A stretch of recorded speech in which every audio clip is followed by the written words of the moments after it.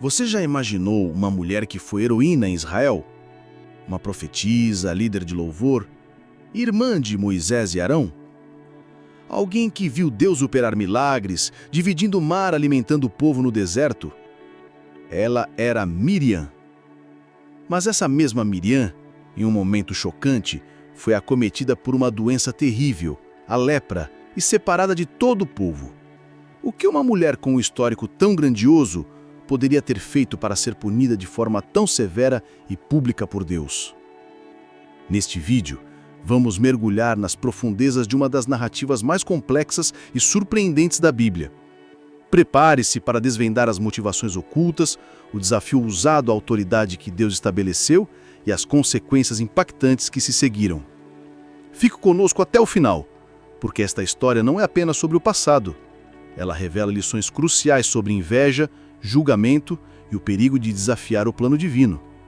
Lições que podem transformar a forma como você enxerga a si mesmo e a sua própria voz.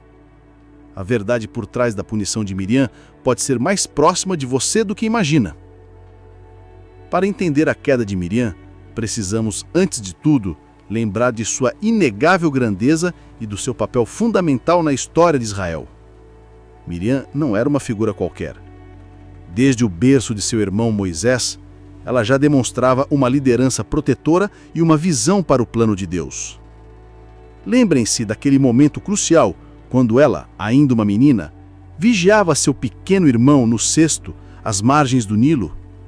Foi Miriam quem teve a coragem e a inteligência de sugerir à filha de Faraó que chamassem uma ama israelita, a própria mãe de Moisés. A Bíblia nos escreve isso em Êxodo, capítulo 2, versículos 4 a 8. E sua irmã se postou-se de longe para saber o que lhe aconteceria.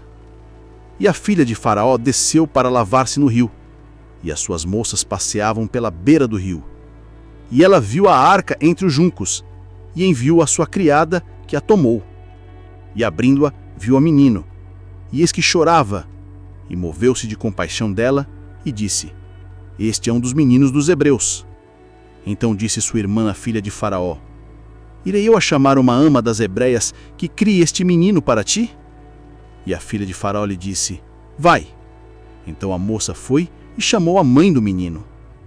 E a filha de Faraó lhe disse: Leva este menino e cria-mo, eu te darei o teu salário. E a mulher tomou o menino e o criou. A líder de louvor. Lembre-se daquele momento icônico após a travessia do Mar Vermelho, quando o povo de Israel testemunhou o maior milagre de libertação. A Bíblia nos diz em Êxodo, capítulo 15, versículos 20 e 21. Então Miriam, a profetisa, a irmã de Arão, tomou o tamboril na sua mão, e todas as mulheres saíram atrás dela com tamboris e com danças. E Miriam lhes respondia: Cantai ao Senhor, porque gloriosamente triunfou. Lançou no mar o cavalo e o seu cavaleiro.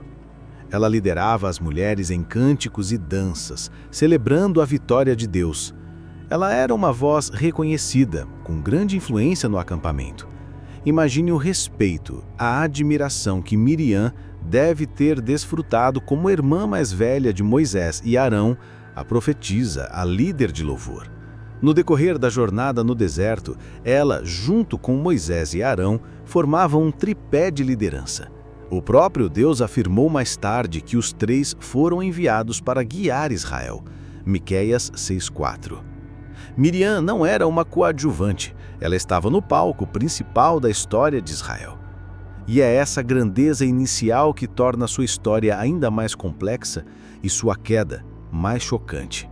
É um lembrete doloroso de que a posição, o talento e até mesmo um passado glorioso de serviço a Deus não nos imunizam contra as fraquezas mais insidiosas do coração humano. Ninguém está acima da tentação do orgulho e do ciúme, nem mesmo aqueles que estiveram tão perto dos milagres e da presença de Deus. Então, o que poderia levar uma mulher de tamanha estatura espiritual e liderança a cometer um erro tão grave? A Bíblia nos mostra que a semente amarga da crítica e da murmuração começou a germinar no coração de Miriam e Arão. O pivô aparente da questão foi o casamento de Moisés com uma mulher cuxita. Números capítulo 12, versículos 1 e 2 nos revela o início desse desafio.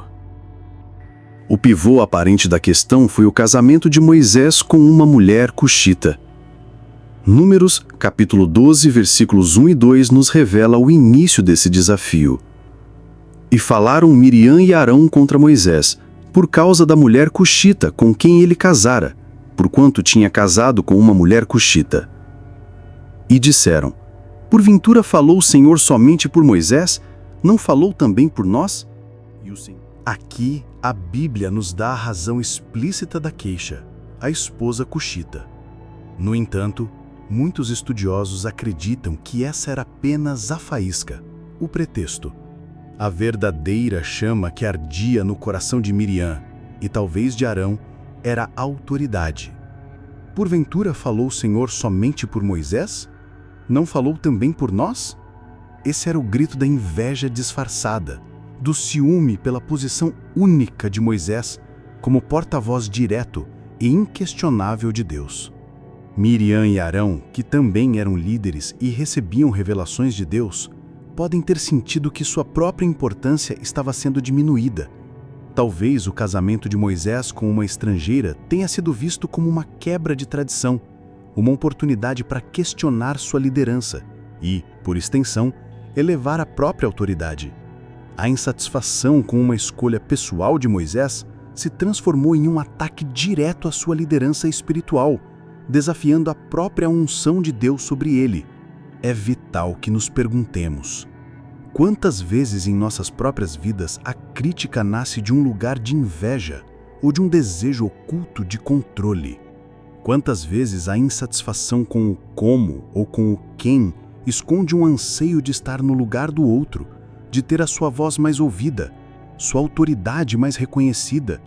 A murmuração, mesmo que sussurrada nos bastidores, é uma força poderosa e destrutiva. Ela não apenas envenena quem a profere, mas também tenta descrediciar aquele que é o alvo, corroendo a unidade, a confiança e desafiando, muitas vezes sem percebermos, a própria autoridade que Deus estabeleceu em sua igreja, em sua casa, em seu trabalho. É uma semente amarga que pode arruinar colheitas inteiras. Moisés, o homem mais manso sobre a face da terra, não respondeu à crítica com raiva ou com autodefesa. Ele não se defendeu. Mas o Senhor, que tudo ouve e tudo vê, não silenciou diante da murmuração contra seu ungido. Ele interveio de uma forma direta, solene e assustadora.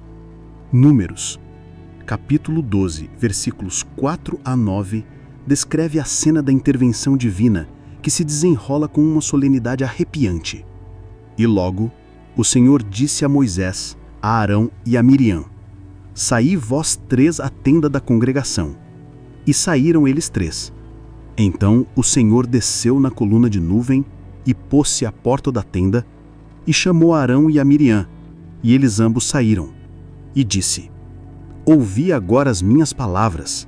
Se entre vós há profeta, eu, o Senhor, em visão, a ele me farei conhecer, ou em sonhos falarei com ele. Porém não é assim com o meu servo Moisés, que é fiel em toda a minha casa. Boca a boca falo com ele, claramente e não por enigmas. E ele vê a semelhança do Senhor.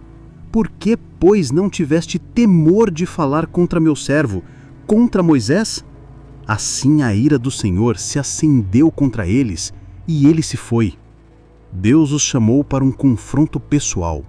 Ele não deixou dúvidas sobre a unicidade da relação dele com Moisés. Uma comunicação íntima, boca a boca, não por visões ou sonhos, mas de forma clara e direta.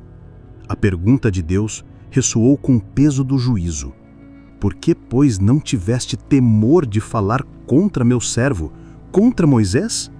Essa intervenção divina nos mostra a santidade da autoridade que Deus estabelece. Não se trata apenas de desrespeitar um homem, mas de desrespeitar aquele que o escolheu, o ungiu e o protege. A ira do Senhor não é algo a ser levado de leve. Ela se acende contra a desobediência, a rebeldia e a tentativa de minar a ordem e a liderança que ele mesmo instituiu. É um relembratório severo de que a desobediência a um líder escolhido por Deus pode ser vista como desobediência ao próprio Deus. A ira de Deus se manifestou de forma chocante e imediata. A consequência daquele desafio à autoridade divina e daquela murmuração invejosa abateu-se sobre Miriam de forma visível e devastadora. Números, capítulo 12, versículos 10 a 13, nos relata exatamente o que aconteceu nos momentos seguintes. E a nuvem se retirou de sobre a tenda, e eis que Miriam estava leprosa, branca como a neve. E olhou Arão para Miriam, e eis que estava leprosa. Então disse Arão a Moisés: Ah, meu senhor, não ponha sobre nós este pecado que loucamente cometemos e com que loucamente pecamos. Ah, não seja ela como morto que, saindo do ventre da sua mãe, tem já metade da sua carne consumida. Clamou, pois, Moisés ao Senhor, dizendo: Ó Deus, rogo-te que a cures. A nuvem da presença de Deus se afastou, e com ela a bênção. A pele de Miriam, antes saudável, ficou branca como a neve, coberta de lepra, a doença mais estigmatizante daquele tempo, que significava não apenas dor física, mas isolamento total da comunidade. Arão, ao ver o estado de sua irmã, entra em desespero. Ele suplica a Moisés, reconhecendo a loucura e a imprudência de seus atos. Ah, meu senhor, não ponha sobre nós este pecado que loucamente cometemos e com que loucamente pecamos. É a dor e o reconhecimento da consequência. Essa cena é visceralmente dolorosa, mas crucial. Ela nos lembra que o pecado tem consequências reais e que às vezes a disciplina de Deus é visível e dolorosa, não para destruir, mas para corrigir, para purificar, para ensinar a nós e àqueles que nos observam. Mas no ápice desse drama, a compaixão brilha surpreendentemente. Moisés, o mesmo Moisés que havia sido desafiado e ferido pelas palavras invejosas de sua irmã, não hesita. Ele não se alegra com a queda de Miriam. No contrário, ele clama a Deus por ela, intercedendo imediatamente por sua cura. É um exemplo sublime de perdão, amor incondicional e de como devemos reagir à dor alheia, mesmo que essa dor seja consequência de um erro direto contra nós. Miriam foi levada para fora do acampamento, cumprindo a lei para o leproso. Mas o impacto de seu pecado não se limitou à sua própria pessoa ou à sua dor. Ele reverberou por toda a nação de Israel. Números capítulo 12, versículos 14 e 15, nos mostra a consequência para toda a comunidade. E disse o Senhor a Moisés: Se seu pai cuspisse em seu rosto, não seria ela envergonhada por 7 dias? Que esteja 7 dias fora do arraial, e depois a recolham. Assim, Miriam esteve 7 dias fora do arraial, e o povo não partiu até que Miriam foi recolhida.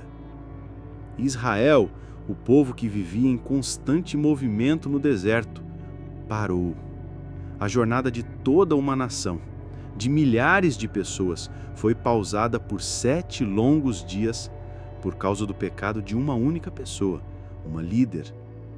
Isso nos ensina de forma poderosa como nossas ações, especialmente as que desafiam a ordem divina ou prejudicam a unidade, não afetam apenas a nós, mas têm um custo, um impacto profundo e coletivo para a comunidade. É um poderoso lembrete da interconexão de nossas vidas e da importância da obediência individual para o bem comum e o avanço do plano de Deus. A disciplina visava a purificação e o aprendizado, não apenas de Miriam, mas de todo Israel. Então, o que podemos tirar de lição sobre a história de Miriam hoje, para nossas vidas, para nossa fé e para nossas comunidades?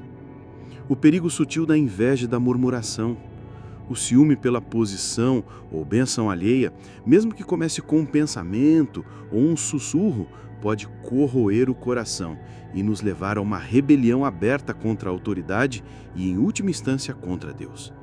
Nossas palavras têm peso e poder para construir ou destruir. Respeito à autoridade e ao chamado divino. Deus estabelece autoridades e relacionamentos. Desrespeitar aqueles que Deus ungiu ou o lugar que Ele os colocou é um assunto sério para Ele. Isso nos chama à humildade, à mansidão e a reconhecer a soberania de Deus em todas as esferas. A justiça e a misericórdia de Deus se encontram. A punição de Miriam foi justa, visível e necessária para o aprendizado e a purificação de Israel. Mas a misericórdia de Deus também se manifestou na escuta ao clamor de Moisés e na restauração. Deus disciplina por amor e para a correção, não para a destruição final. O poder da intercessão e do perdão. O exemplo de Moisés, o líder manso, que foi atacado, mas orou fervorosamente pela cura de sua irmã, é um modelo sublime de amor, perdão e intercessão. Somos desafiados a orar por aqueles que nos ofendem e a estender o perdão, imitando o coração de Cristo. O custo do pecado coletivo. Nossas escolhas individuais, especialmente as de líderes ou pessoas de influência, podem impactar toda a comunidade. Nossos pecados têm consequências que vão além de nós mesmos, afetando o avanço do corpo de Cristo. A graça da restauração e da reintegração. Apesar da disciplina, Miriam foi curada e reintegrada ao acampamento. Isso nos mostra que o propósito da disciplina de Deus é a correção e a restauração, não a condenação eterna. Há sempre um caminho de volta, de purificação e de aceitação quando nos arrependemos e buscamos sua face. Que a história de Miriam seja um espelho e um farol. Um espelho para vermos as sombras que podem surgir no nosso próprio coração: o ciúme, o orgulho, a língua solta.